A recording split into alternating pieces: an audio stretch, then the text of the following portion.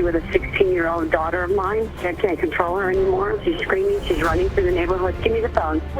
No, this is over. This is over. Hurry up. No, she just gave me a block. A seemingly ordinary night marks the moment everything falls apart, when a 16-year-old girl disappears and two best friends find out exactly what happened.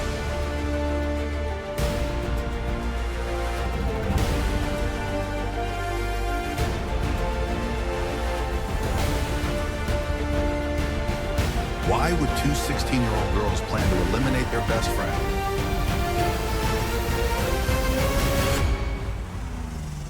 Skylar Neese, 16, lives in Star City, West Virginia, is a smart, funny, straight-A student who works part-time at a fast food restaurant and dreams of becoming a lawyer.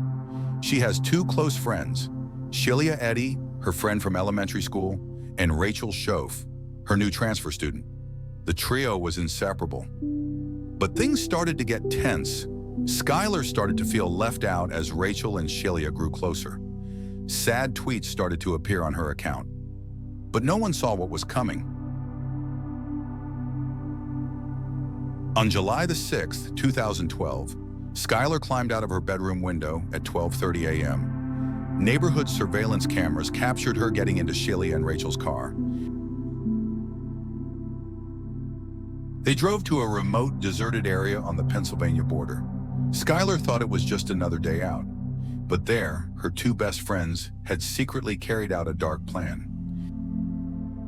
After a series of deliberate actions, Skylar was left there, with no chance of returning.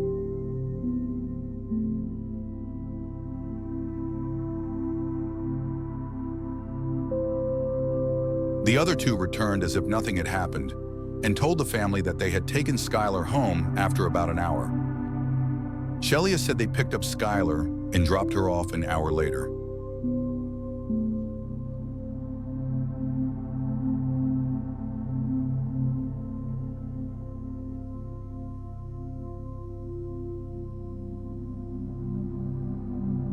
Police became suspicious when Sheila and Rachel's statements contradicted each other. They both said they had taken Skylar home, but there was no camera recording it.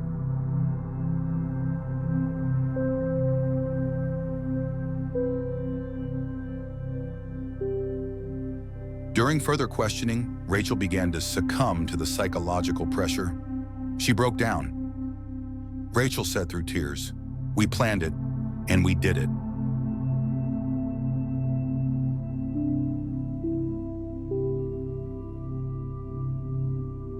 Rachel Shoul, the guilty one.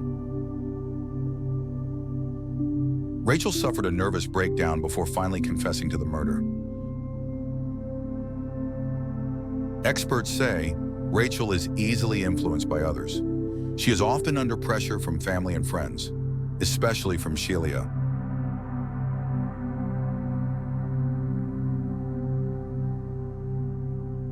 She was the first to confess to the crime. Under the pressure of her guilt, Rachel showed signs of emotional instability, high anxiety, and a tendency to collapse. These are typical characteristics of a co-defendant who is manipulated but lacks strong moral boundaries.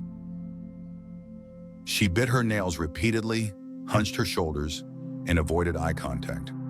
All classic signs of someone with deep internal pressure and guilt. Her shaky voice, rapid breathing, and hunched posture suggested high levels of anxiety. Sheila, on the other hand, appeared calm, in control of her emotions and words during interrogation, a classic manifestation of markedly unempathetic behavior. She showed no remorse. In fact, she tweeted, "We've really gone to number 3," shortly before her arrest. Sheila's behavior is consistent with antisocial personality disorder, lack of remorse, lack of empathy, emotional manipulation, and a perverse joy in talking about Skylar's death. Sheila Eddy. In contrast to Rachel, Sheila sat up straight, maintained eye contact, and at one point even smiled slightly as she recounted the incident. Typical displays of emotional rationalization and moral apathy.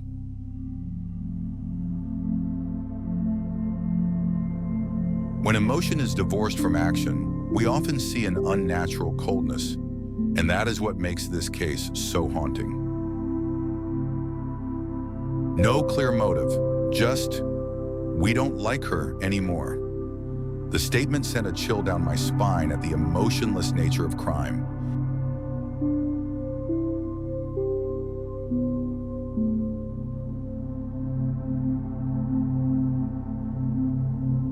With Rachel's detailed confession, police found Skylar's body 6 months after she went missing.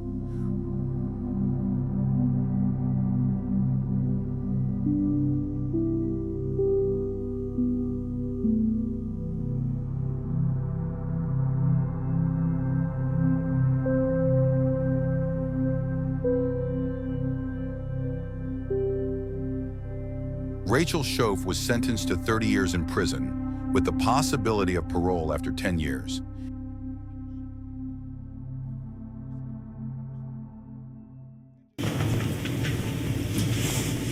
Rachel Shoul, would you please stand?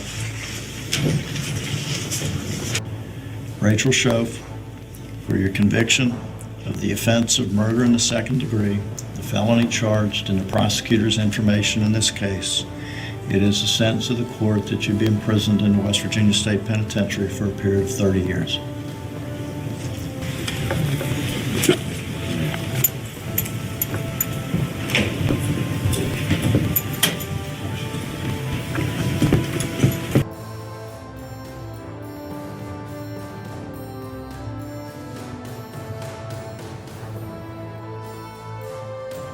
Sheila Eddy was sentenced to an indeterminate term, with the possibility of reconsideration after 15 years.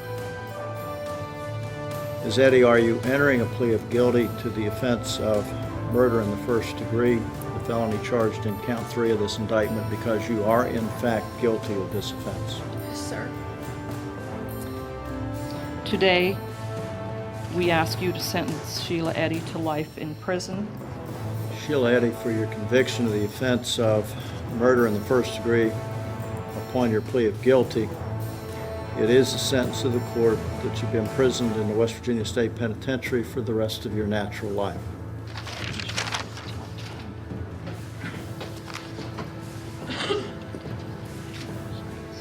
From this incident, the state of West Virginia passed Skylar's Law, an improved missing person alert system for teenagers, allowing for faster response in the critical early hours.